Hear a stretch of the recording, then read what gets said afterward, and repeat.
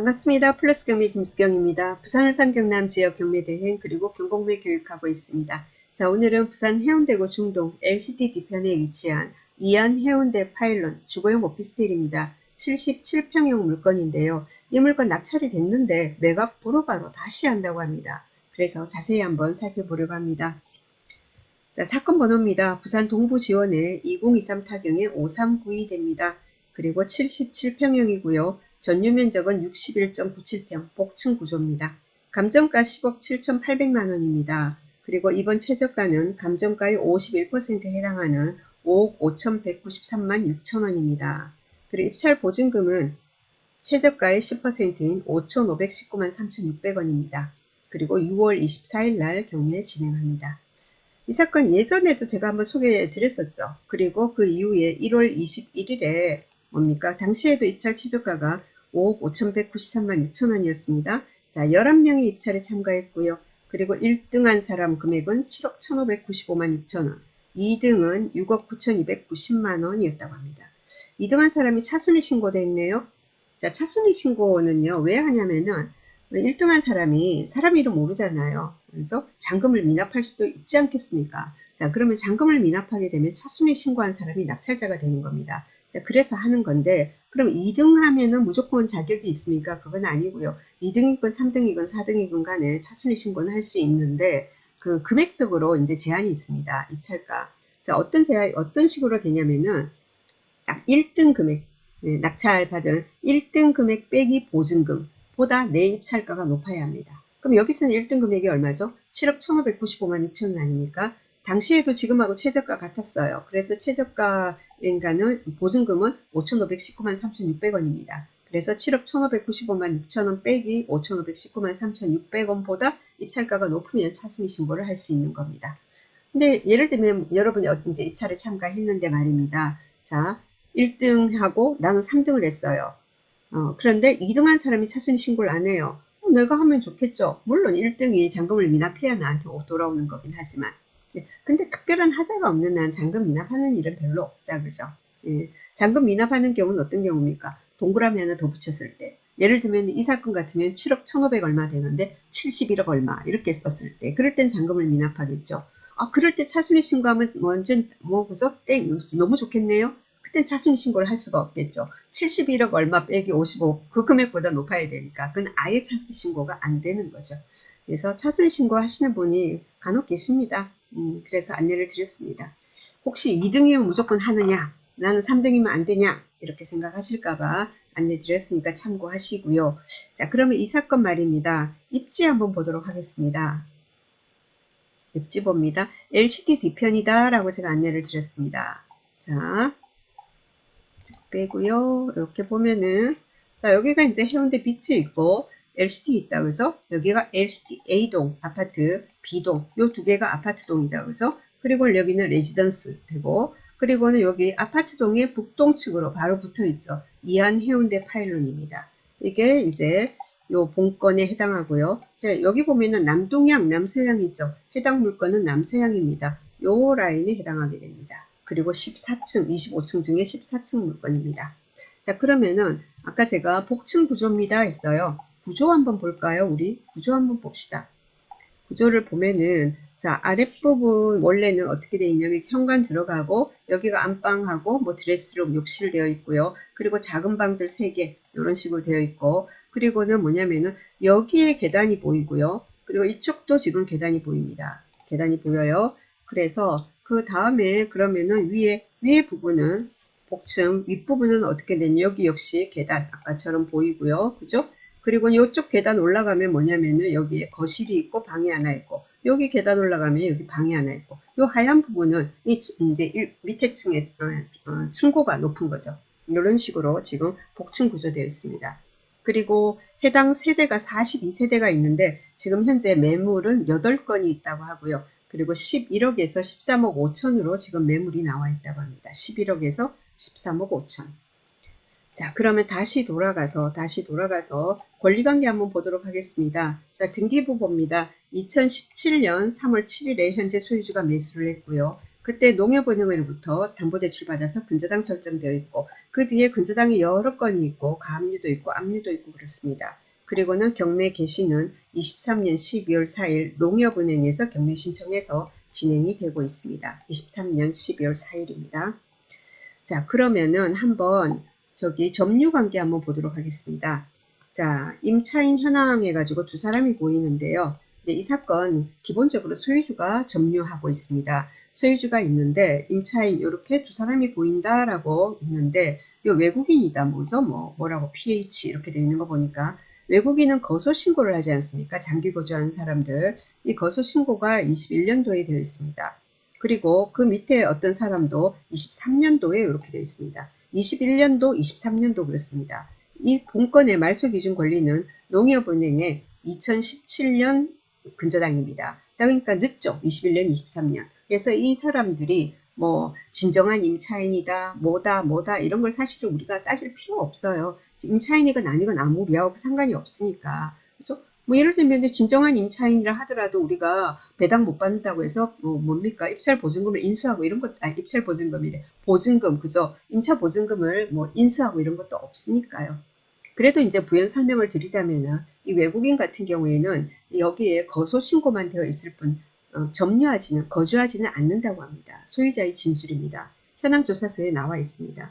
그리고 그 밑에 한 사람 보증금 3천만 원짜리 해가지고 요 집 전부가 아니고 32제곱미터를 점유하는 사람이 있다. 이렇게 해가지고는 뭐 전입하고 확정일자 받고 배당 요구도 했습니다. 근데 이 사람 나중에 돼서 배당 요구 철회 신고서가 또 들어왔습니다. 그리고 12월 5일이에요. 전입날짜가 23년 12월 5일. 아까 경매 개시는 23년 12월 4일입니다. 하루 늦죠. 경매 그죠? 개시 후에 전입이 된 겁니다. 이런 경우에는 뭐 임차인으로서 뭡니까? 인정을 못 받습니다. 뭐 진정한 임차인이라고 하더라도 말입니다. 그래서 아마 우리 이제 경매건을 많이 분석을 하다 보면은 입찰일 직전, 경매 개시 직전 또는 뭐 직후, 이후 해가지고 이렇게 뭐 소액 임차인 최우선 변제를 아마 목적으로 하는 이런 임차인이 있는 그런 사건들을 가끔 봅니다. 가끔 보는데 경매 등기 후에 전입되고 이런 거는 전혀 그저 이제 뭐 배당을 받을 수가 없습니다. 진정한 소액 임차인이라고 하더라도 말입니다. 여튼 아무런 문제는 없습니다. 등기부상 인수할 것도 없고 뭐 선순위 가등기 가처분 이런 거 있는 것도 아니고 그리고는 뭡니까 뭐 저기 말소 기준 권리보다 그 저기 전입이 빠른 또 임차권 등기권자가 있는 것도 아니고 그리고는 지금 전입되고 그리고 거소 신고한 사람 중에 또 말소 기준 권리보다 빠른 사람이 있는 것도 아니고 서류상으로는 아무런 문제가 없습니다. 근데 이제 이 사건이 이제 불허가 처리가 됐습니다. 불허가 처리가 됐는데 불허가 처리의 원인을 우리가 알려면은 대부분은 이제 문건 처리 내역을 열어봅니다. 근데 문건 처리 내역을 열어봐도 이 사건 같은 경우에는 뭐 기재 내용이 없습니다. 없어서 안 한 건지 이거 담당하시는 계장님이 뭐 중요한 내용만 이렇게 문건 처리 내역에 이렇게 올리고 업로드하고 뭐 기타 뭐 안 한 거 게 많아서 이제 이렇게 누락이 된 건지는 알 수 없습니다. 문건 처리 내역을 한번 보도록 하겠습니다. 여기 대법원 경매정보 사이트입니다. 자, 24년 11월 4일 날 임차인이 배당 요구 신청 취하서를 제출했다라고 나옵니다. 아까 제가 배당 요구 신청 취하했다라고 했죠. 임차인이 아닌데, 그죠? 이런 예를 들면 허위로 신고를 하면은 뭐 경매 방해죄로 처벌받습니다. 자, 그리고 이번 사건이 언제 낙찰이 됐었냐면은 25년 1월 21일 날 낙찰됐었죠. 그죠? 1월 21일 날 낙찰되고 그 앞에는 여러 번에 거쳐서 뭡니까? 유찰이 됐었죠. 근데 여기 이 해당 사건 이 담당하시는 분 이 경매계에서는 이 뭐 잘 기재를 좀 빼먹는 경우가 많은 것 같습니다. 예를 들면 제가 다른 사건을 한번 보여드리도록 하겠습니다. 자, 이것도 이안 해운대 파일럿 낙찰건인데 예전 낙찰건인데요. 요 사건의 문건 송달 내역을 한번 열어볼게요. 자, 예를 들면은 이런 말이 나옵니다. 이런 게 뭐 이건 또 4개나 들어있는데 여기에 기일 입찰 조서 제출 이런 말이 있죠. 그리고 그 앞에도 집행관 뭡니까? 기일 입찰 조서 제출, 집행관 기일 입찰 조서 제출 이런 말이 있습니다. 이 말은 뭐냐면은 경매를 그날 진행을 하지 않습니까? 그럼 낙찰이 될 수도 있고 유찰이 될 수도 있죠. 유찰이 되건 낙찰이 되건 그날 진행 내용에 대해서 먼저 조서가 들어오는 겁니다. 그래서 집행관 김땡땡 기일 입찰 조서 제출 이런 식으로 다 기재가 되는 거예요. 그죠? 다른 사건은 거의 대부분 그렇습니다. 자, 그런데 본건 같은 경우에 말입니다. 이 사건 같은 경우에는 기일 입찰, 집행관 기일 입찰 조서 제출이라는 그런 내용이 하나도 없습니다. 지난번에도 뭡니까? 4차까지 가서 낙찰이 됐지 않습니까? 그러면 1차, 2차, 3차, 4차 기일 입찰 조서가 4번이 들어왔을 텐데 그 내용에 대해서 기재 내용이 없습니다. 자, 그래서 그리고 말입니다. 그리고 저기 있죠. 아까 그 1등 한 사람도 있고 그리고는 차순위 신고한 사람도 있지 않습니까? 그죠? 그러면은 그 사람들이 지금 이게 매각 불허가가 됐다면 어떻게 됩니까? 되돌려 받겠죠. 입찰 보증금 반환 신청을 해가지고 되돌려 받거든요. 그럼 다른 사건 같은 경우에는 그런 내용도 나옵니다. 입찰 보증금 뭐 반환 신청 제출이라든가 그런 내용이 나오는데 그런 것도 전혀 없어요. 그래서 그다지 중요하지 않다라고 생각하는 그런 내용은 전부 다 이게 문건 처리 내역에서 이 사건에서는 누락을 시킨 것 같습니다. 그리고 그래 1월 21일 날 그죠 했는데 그러니까 조서 제출도 없고 그 다음에 이제 변경되고 당연 다른 사람들 그죠 1등 2등 사람들이 입찰 보증금을 반환받아 갔을 텐데 그 금액은 입찰 보증금 반환은 말입니다.